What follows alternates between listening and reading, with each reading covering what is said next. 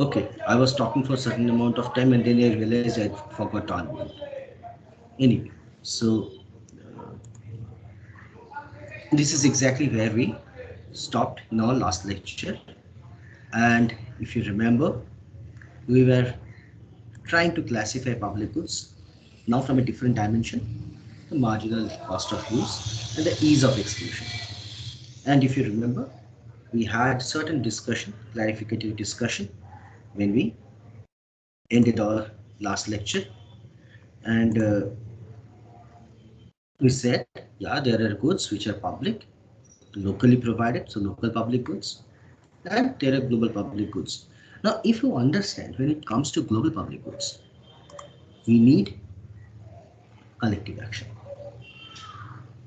And collective action is something which is very, very important when it comes to tackling externalities, tackling public goods, and making any public policy. As you can understand, the nature public already tells you that everyone wants to reap the benefit, but hardly anyone wants to contribute because of the free riding nature which is embedded in human beings. Okay, so now because it is very difficult to have a concerted collective action which can be implemented because there are too many agents with too many objective functions to maximize. Take for example, I just give you as usual certain examples when we talk about certain concepts. So take for example, when we talk about all of you, whether you have attended the course or not does not is not required, but all of you must understand that countries export goods and import goods, right? And let me just ask you, and I will prefer the answer from a non-economic student, from newspaper reports or whatever general knowledge. Can anyone tell me what is import tariff?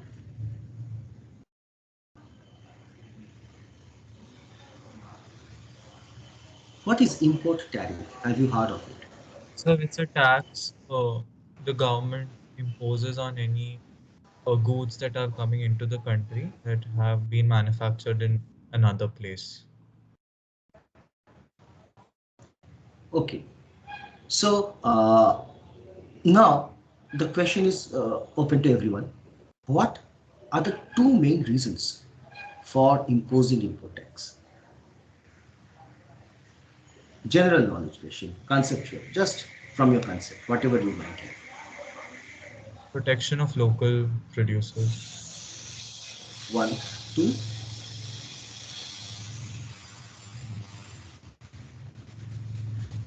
to earn some revenue which can be used, right? Yeah, Abhidip, to reduce import. To reduce import, yes, that's another good answer.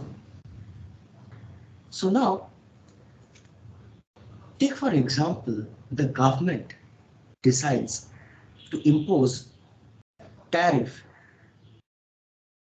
from imports coming from, say, China. Now, who are the people who will get benefited? One, suppose I'm importing a commodity, say, transponder from China, and there are a couple of domestic suppliers, producers and suppliers of transponders. Now, suppose the Chinese firms are more efficient in the sense their marginal cost of producing transponders are less, and hence they can price it at a lower level than the import. The moment you impose a tariff, what happens? The price in the domestic market, in Indian market, of the Indian transponders and Chinese transponders are equated. So suppose it's a perfectly competitive scenario everywhere. So the marginal cost of producing transponders in India are MC1, which is strictly greater than MC2, which is the marginal cost of producing transponders in China, right? So you just add a tariff. Suppose MC1 is equated to 1 plus T. T is the unit tax into MC2. Why I'm saying MC? Because P1, P2 are equated to MC1, MC2, right? That's how it happens. Suppose I'm talking about a very hypothetical scenario. Now, who will be benefited?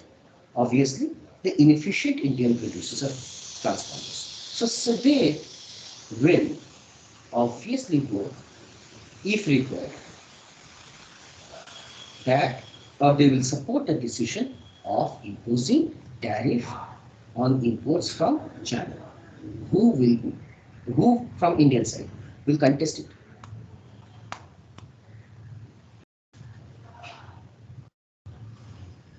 Any idea? Which agents or which type of people will oppose it?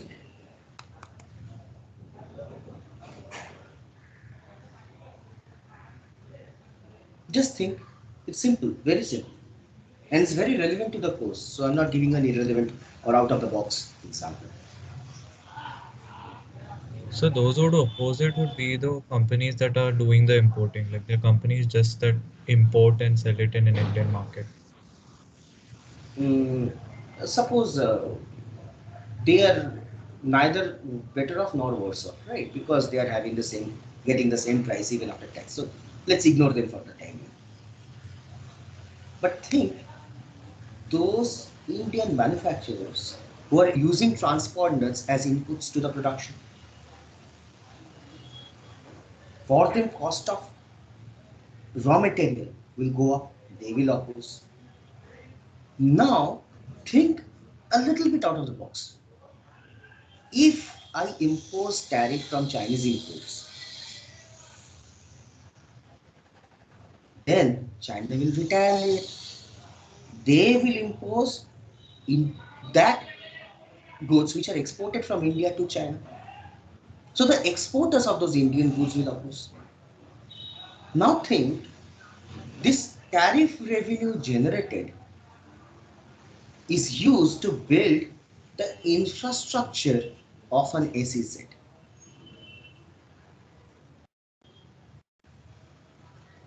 Look at the level of complications we are just one step at a time we are adding. How many players are now there? Too many. Now there is an SEZ where these exporters are located. There is an SEZ where these importers are located. So infrastructure of SEZ will help both of them. So it's a sort of public good for them.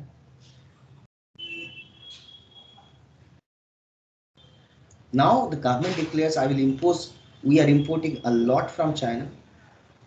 So the bulk import is coming from China. We'll impose tariff on Chinese imports, will generate the revenue. And in doing so, I'm basically helping the exporters of our producers, domestic producers of transponders and all the commodities which are also produced in India and imported from China. So the import competing sector, we're giving protection to them.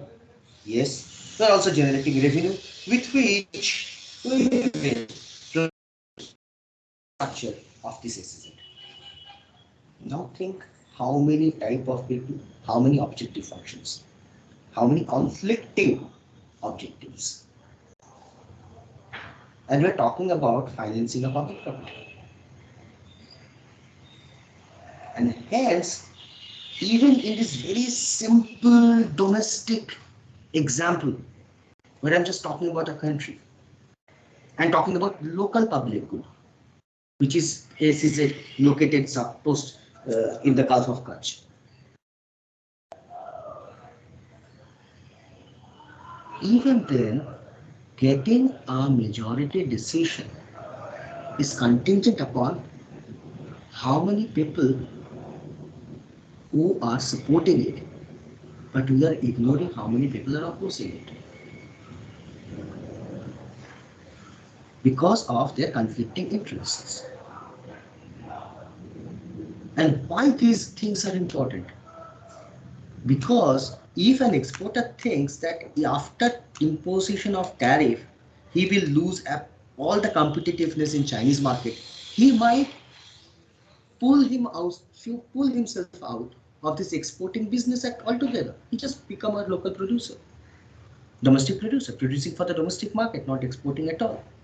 That will again hamper India's earning of foreign exchange, which is detrimental for the foreign exchange reserve, which is used to import goods. So government is also a party.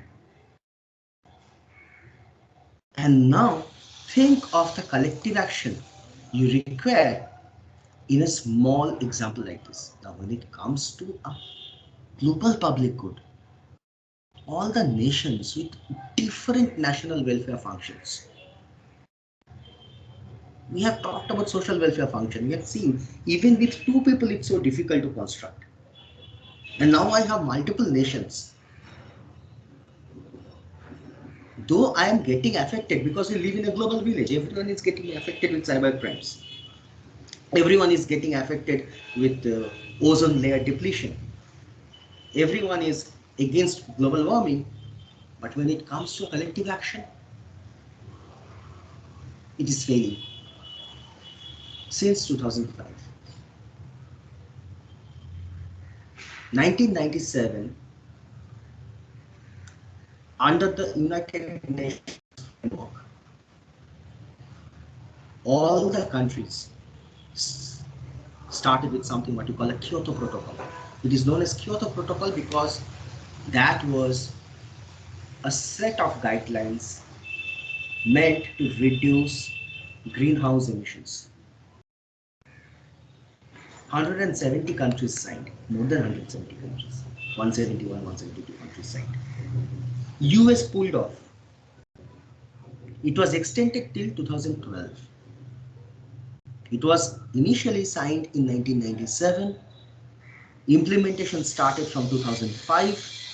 Implementation period was given 2005 till 2012, 7 years. US pulled out. Then it was supposed to expire, that entire treaty was supposed to expire in 2012. In December 2012, December 14, 13, during that time, it was extended till 2020, another 8 years. Then the Paris Accord came during that time, if you remember. US again pulled out. And now with 2020, listed on grounds of COVID. With all these countries, with all different uh, welfare functions or objective functions, it's very difficult to achieve what we call a collective action.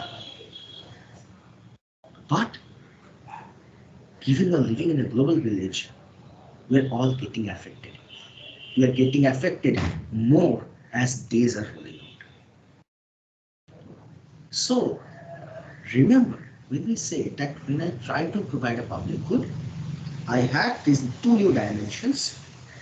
One, ease of execution, another, cost of marginal cost of providing increasing marginal cost. Okay?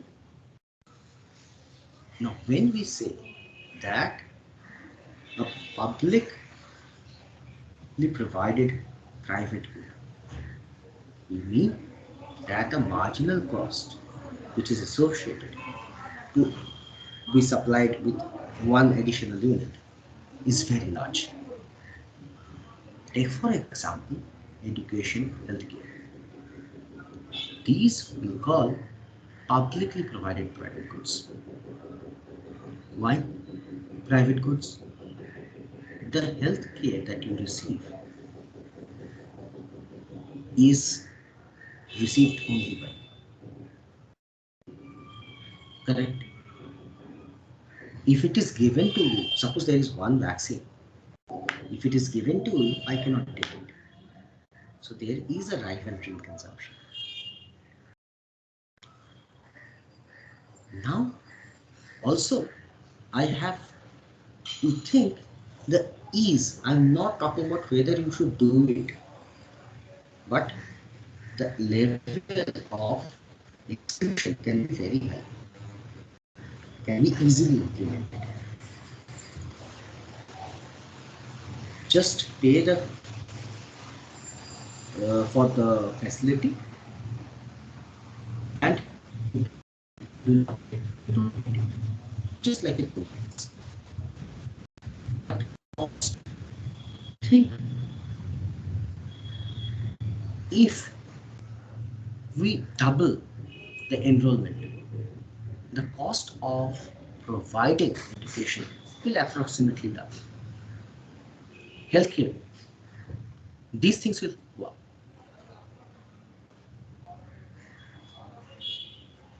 Now the problem is that the government does provide these private goods.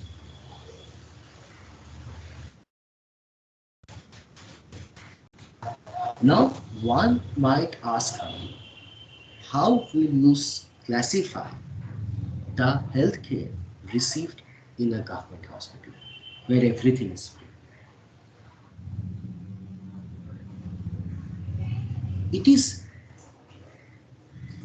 by definition and or by insurance to some extent non-exclusive. But it is right. A lot of time people go and say, okay, beds are full. We do not have any more beds. So please take him or her, take the patient to another hospital. So it's right. That's the private nature. If the seats of a particular, say, mechanical engineering are full, you cannot just pay and get it. It is not private like I pay and get it, because it is provided from public money. So it's public. But it is rival. But once you get admission and you sit in a classroom, then within the classroom there is no rivalry. The same lectures you can attend without anyone being excluded.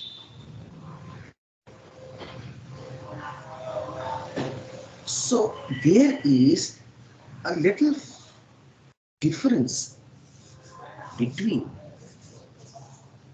the same healthcare provided by a private nursing home and a public government hospital. But the rivalry in nature is there.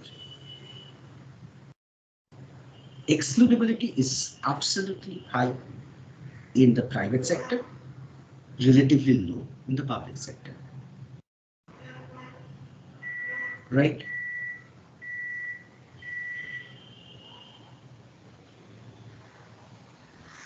Now, when you have these sort of goods, so publicly provided private goods, in general, you either don't have to pay anything or you have to pay very little. Take for example, uh, uh, there is a state hospital opposite IIT Kharagpur. You will get all the treatments for free, but there is a registration charge of 20 rupees. It's peanuts. It's insignificant. It's a token amount. Right? That registration of 20.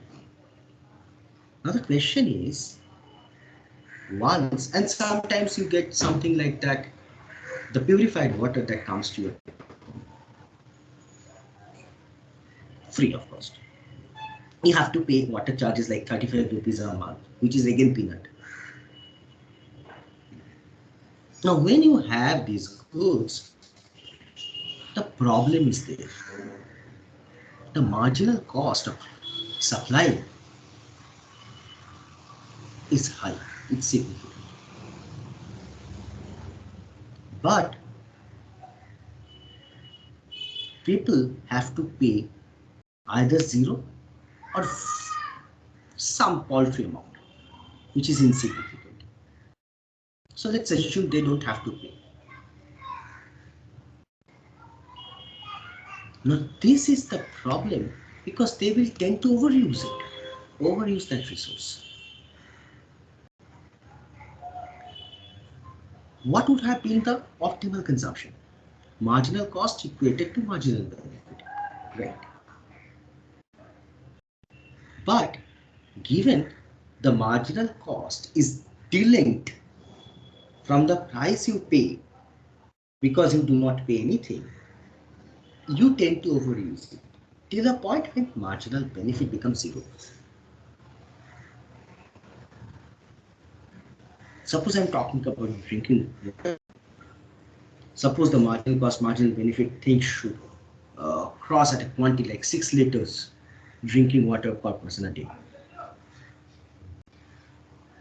But people, if you don't have to pay for it, instead of using as a drinking water for drinking, you can use it for all other purpose. Till the marginal benefit from that tends to zero. Now, let's think about. So marginal cost is flat. And this is your demand curve. This is exactly where. So demand curve represents your marginal benefit, right? This is QE will be the equilibrium amount. But you keep on consuming till QM because marginal benefit is zero. Now what will be the welfare loss? At the social optimum, marginal cost equated to marginal benefit QE. But now you don't have to pay anything, consume till QM. So the deadweight loss is marginal. But in certain cases, it can be quite high. Have you ever read about an example very recently in newspapers? When I saw that, I thought, okay, I will. Sorry. One minute. Yeah. When I read about that, I found it uh, absolutely an apt example for this picture, this particular graph we have in front of us. This is a health card which has been issued by the government of West Bengal. Shastro Swasth, right?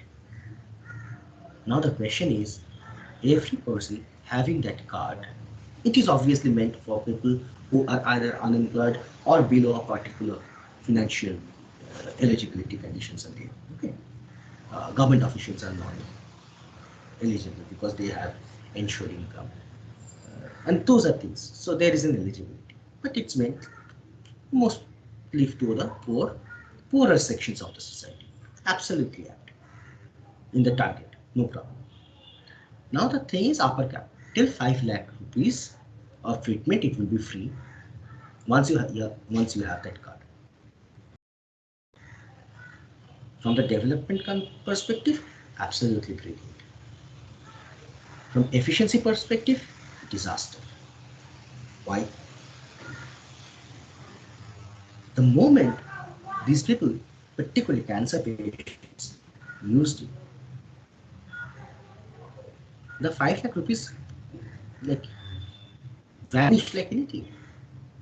2 chemo injections gone.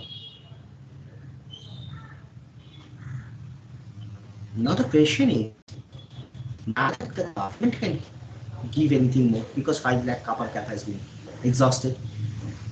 Now what about the third chemo? That person cannot afford the third chemo.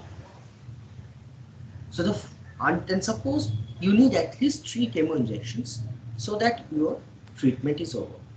So half the way your treatment is full, done, and no one is there to pay for it. And this is happening not for one person or two person, happening for thousands of people. What happened to those, suppose 100 cases?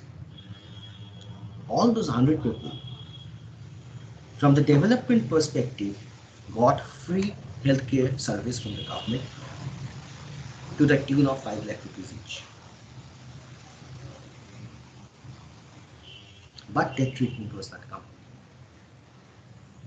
And until and unless this sort of serious cancer treatment is concerned, until and unless you go through the full course, whether you have opted zero or any positive amount, makes no difference. So for it, say, suppose you need to have a set of 4 patients. So whether you take 3, 1, 2 or 0 will not make any difference until and unless that 4, that critical threshold is reached. But the threshold, the final threshold of 5 lakh is popped up much before that. So people unwillingly, they know this particular treatment has gone completely in wastage, which means they have overused. They could have used it for some other treatment, where 5 lakhs would have been a very nice apartment. But for this type of treatment, it was not sufficient. So whatever you do is in wastage, and hence what you have a very large daily loss. Look, we are again trying to bring back policy objective with efficiency.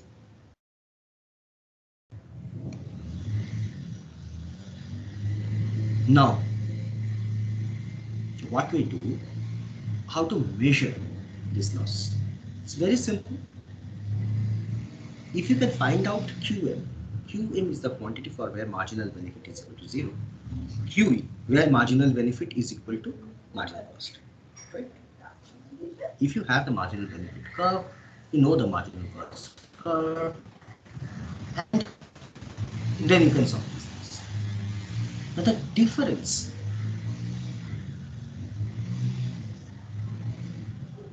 is the welfare loss. Correct? So I know exactly the welfare loss. I know how to calculate whether it's small or not. Look, it's all about elasticity or the marginal benefit curve. Right? You can see the elasticity. Let's place here because I have kept a horizontal or infinitely elastic marginal cost curve. Now, when this marginal cost is there, a particular is a marginal cost for each, and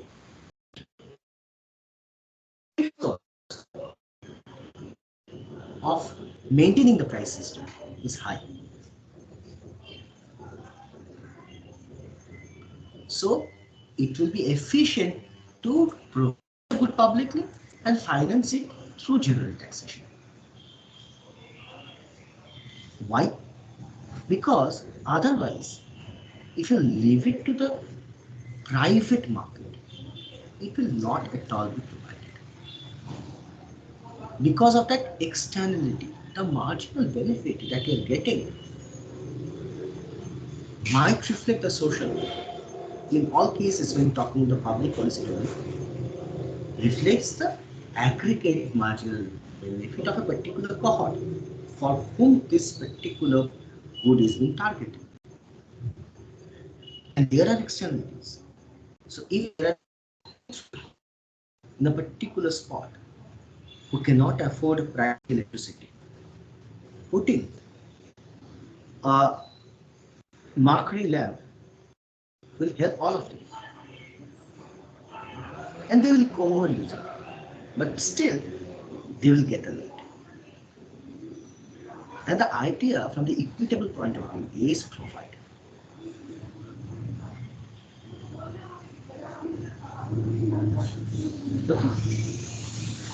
So,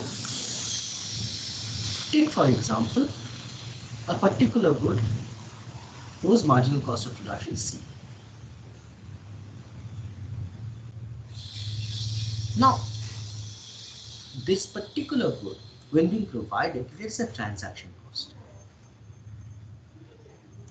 which leads to a price which is P star. And let's assume the government supplies it for free. Okay. Now, what are these things? C is the marginal cost of producing. P star reflects the price including the transaction cost. So movement from, suppose I take the origin as 0, or let's call it O. So it raises the price from OC to OD. Correct? Now the government supplies the good free. If it is given freely, then look, this entire part A, B, C, D, if I had kept it for the private market, demand curve is here, P star is here, QE would be the equilibrium. If it is being provided freely,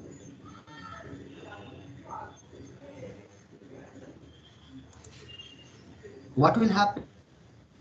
This entire A, B, C, D, this rectangle, this transaction cost will vanish because people will move not from will move from QE to the direction of Q0 and QM. Now whether Q0 or QM, that is a different question that will answer right now. So the consumption increases from QE to Q0. So what is the marginal gain? ABE. If you leave it to the market due to the transaction cost, your equilibrium would have left to QE and P star. Now provide it for free. It can go up to Q0 simply. Now ABE will be dissolved. Now the question is, if it goes till QM, then you have another efficiency loss, which is EFQM, this triangle. Now, whether you are at Q0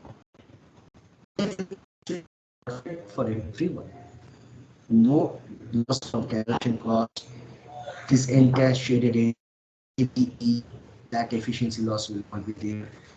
Fine.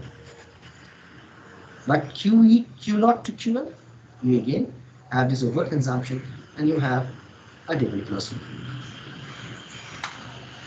So, whether the goods should be provided publicly, you have to compare what? QE to Q0. And you have to compare that with a loss of excessive consumption. Compare it with this triangle here, EFQM. And the loss of distortions created by any taxes required to provide this good. This is something which I have not yet started. So first thing we have to compare, what is the welfare gain when you move from QE to QE? Compare it with the loss of welfare due to excessive consumption, EFQM. But there is one more thing. I'm providing it freely, right? Then I might have put a tax somewhere else to raise money to finance this free provision of public good, or free provision of this private good, public provision of this private good. Now that tax can have generated deadweight losses somewhere else in the economy.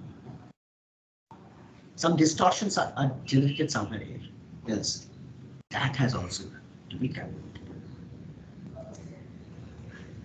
Now, when we see, yes, there can be a deadweight loss here, it's better for the government to find what we call a rationing mechanism so that people do not consume till fuel but stop at fuel. to reduce the overconsumption. So they have to find some way of curtailing that overconsumption. And this is what we call a rationing system.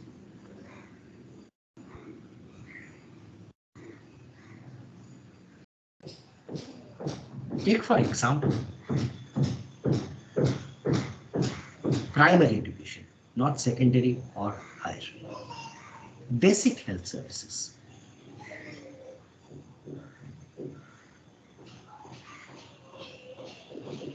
This is under uniform provision. You sell the same quantity to everyone, or you provide or supply the same quantity to everyone. Now, take for example, you have two types of potential consumers. Take for example, you need to have, along with the free primary education which is being provided free by the some private.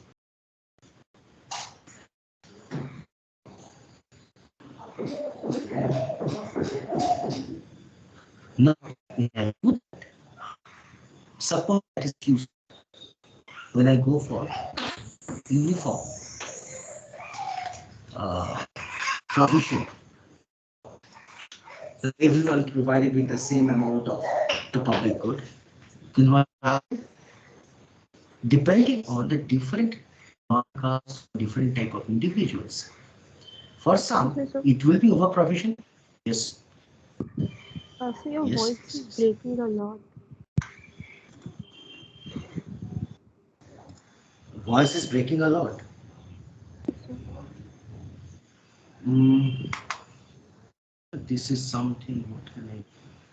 This is. Look, I have also kept my camera off to preserve bandwidth. Okay, I will try to speak a little slowly. as in now it's good. I don't know why it was breaking previously. Okay, so now when Sir, I you had a doubt. have, yes, yes, this one. Sir, in those triangles that you showed above in slide 24, Mm. oh, so in that we'll just compare the area of that A P star C E trapezium with E F Q M, right? Now, first thing first, if I introduce the transaction cost part, which is provision of the good in the private market, right? Then I will have to limit my consumption at QE with paying a price P star. Now, what is the consumer surplus? Let's, where the demand curve meets the vertical axis, call it say X. Okay. So my consumer surplus in that will be the area enclosed by this triangle X P star A. Right? Now this is happening if and only if you limit the private market, where there is a transaction cost. Production cost plus transaction cost, moving the price from C to P star, right? Now this particular quadrilateral rectangle ABCD, that will neither accrue to the supplier. What is the producer supplier? Anything below the price line C, right? And consumer surplus will be anything above the price line P star. So if you provide this good freely, then it is only the production cost C which will matter. The transaction cost part will vanish. That will get accrued to the consumer surplus part.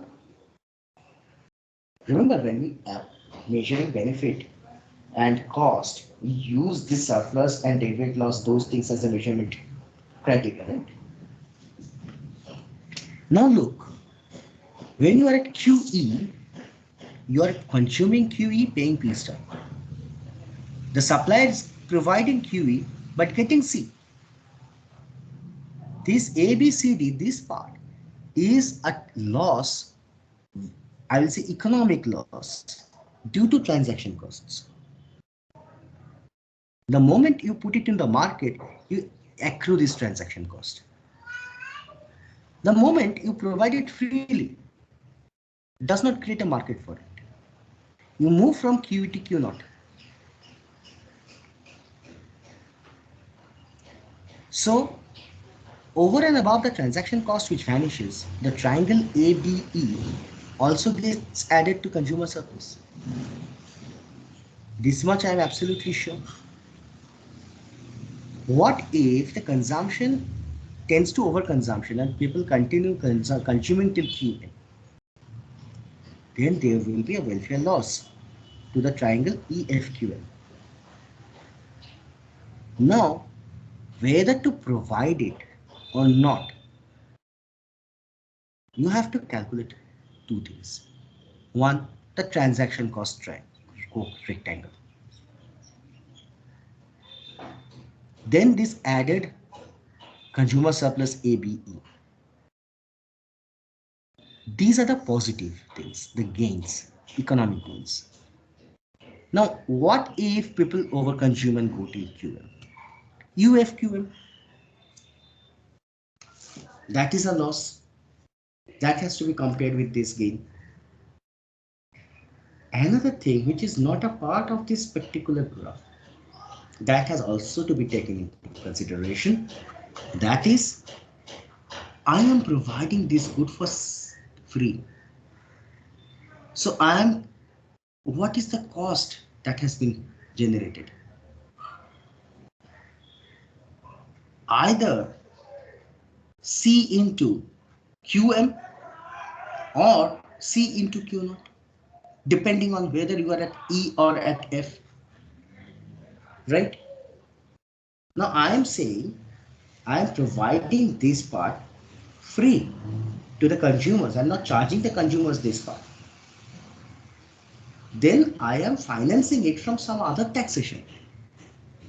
So there must be another picture parallel to it where there is a demand curve, supply curve, and the price of that particular commodity or service is raised by an amount T above the market clearing price.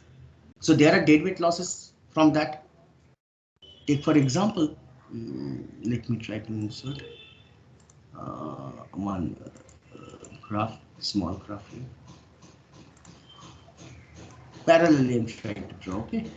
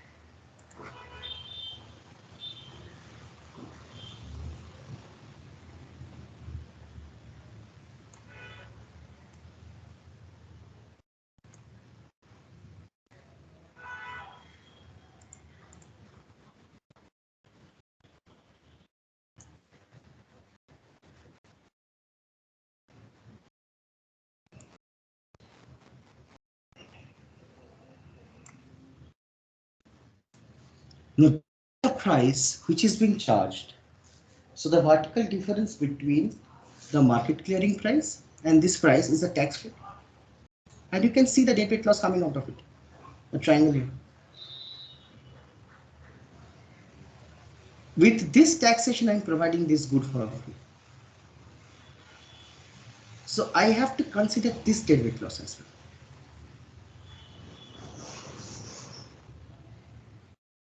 But yes, what are the gains? This entire area DAEBC, this is a gain for sure. EFQM, this is a loss if the consumption is going till QM. Now, if I can restrict it to Q0, then I can remove this inefficiency EFQM. And that is exactly why I'm putting rationing devices. Could I answer your question? Yes, sir. Okay, thank you. Now, the moment I put the same amount, provide the same amount to everyone, what do I have it? Suppose I am providing Q star amount. Even different types of individuals with different marginal benefits from the same commodity. So a particular person who has a very healthy lifestyle will require the public health benefit less than a particular person who has a very indisciplined lifestyle, who smokes, who drinks, who eats all junk foods, whatever. Right? Or a particular person who has some genetic diseases. So both are poor. None can afford indisciplined lifestyle. Both have a similar lifestyle, but one has a genetic disorder. Like he is a person who has this diabetic tendency, which is hereditary.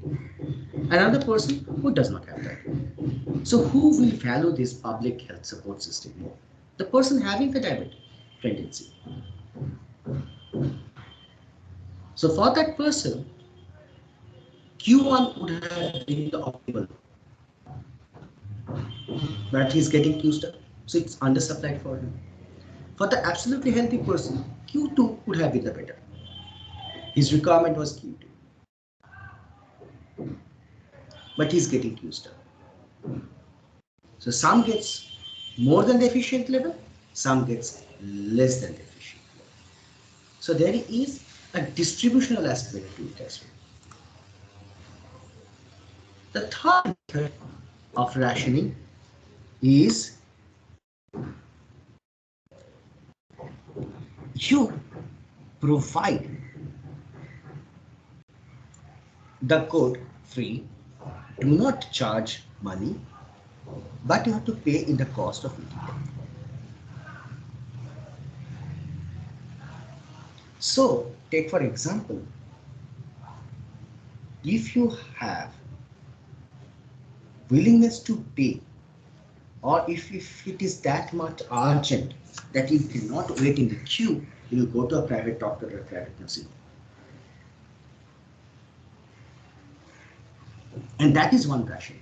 Those who do not want to wait, those who can afford, will automatically choose not to wait in the long queue in front of the government doctor. You are not charging anything from them, but you have to wait. So this is a third mechanism. Okay.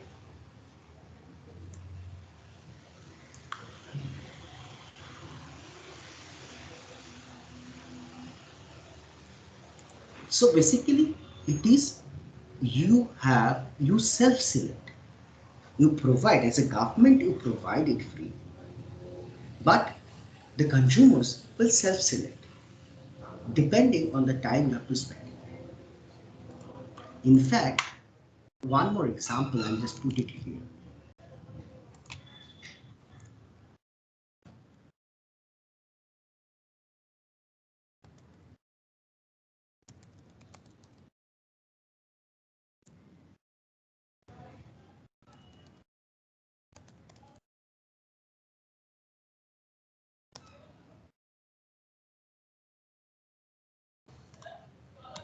So if you look, it is not government, but it's under CSR activity, of which is equivalent to a public expenditure. So basically, it's by the Tata Memorial Cancer Hospital in Mumbai. Everyone knows it's one of the most celebrated cancer treatment, oldest and celebrated cancer treatment facilities in the country. They have three modes. One is fully funded.